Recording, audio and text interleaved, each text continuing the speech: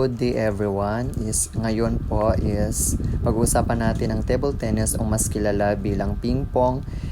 Isa itong sikat na indoor sport na maaaring laruin ng 2 o 4 na manlalaro. Ang larong ito ay nangangailangan ng mabilis na reflex, focus, and magandang coordination. Sa presentation ito ay tatalakay natin ang mga kagamitan at pasilidad na ginagamit sa table tennis at mga pangunahing rules and mechanics ng paglalaro. So the first topic is about the facilities is equipment. Then ang table ay may sukat na 9 feet ang haba, then 5 feet ang lapad at 2.5 feet ang taas.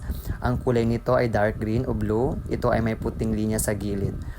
Sa doubles, may gitnang linya na naghahati sa bawat side ng table. Ang net ay 6 inches ang taas at nakalagay sa gitna ng table. Ang minimum ng playing area naman ay 40 plus or 20 feet na may taas na 11.5 feet. Dapat ang sahig nito ay matigas o hindi madulas para ligtas ang maglalaro. And everyone, the next is a paddle at ball. Then binubuo ng kahoy ang blade at rubber covering, maaring iba't ibang hugis, laki at timbang. Dapat maitim na rubber sa isang side at pula sa kabila. Ang rubber ay maaring smooth o pimple depende sa style ng player. That's it. Bola ay bilog, may timbang na 2.7 grams at may 40 minimum diameter. Gawa ito sa plastic at karaniwang kulay puti o orange. May iba't ibang klase.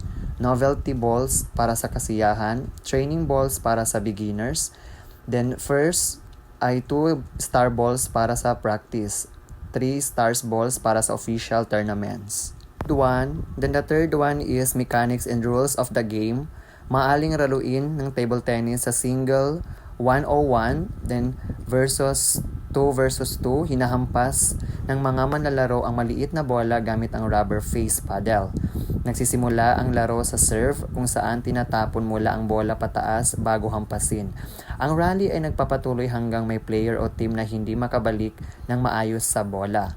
Ang laban ay maaaring best of 3, 5, or 7 games. Bawat game ay hanggang 11 points. Kapag naging 10-10, kailangan lamang na 2 puntos para manalo. Bawat player ay may pwedeng mag-time out ng 1 minutes bawat match. May 1 minuto pahinga pagitan sa mga game na maikling breaks para sa tubig o pagpupunas ng pawis. The last one is scoring and the table tennis.